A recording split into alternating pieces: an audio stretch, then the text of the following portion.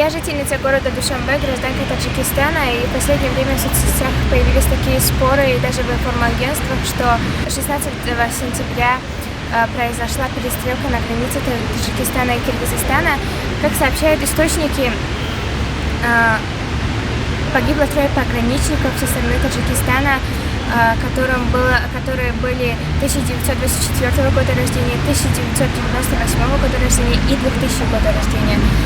Я бы хотела сказать, что из-за недопонимания возник такой спор, и если сесть за стол переговоров, все разрешится. Издревле таджики славятся своей культурой, своим гостеприимством. Таджики славятся своими добрыми королями, своими поэтами. И никогда таджики не воевали за территорию. Мы за мир. Мы бы хотели, чтобы поскорее эта проблема разрешилась и не было никаких недопониманий между этих двух стран. Мы за крепкие дружеские отношения наших соседних стран.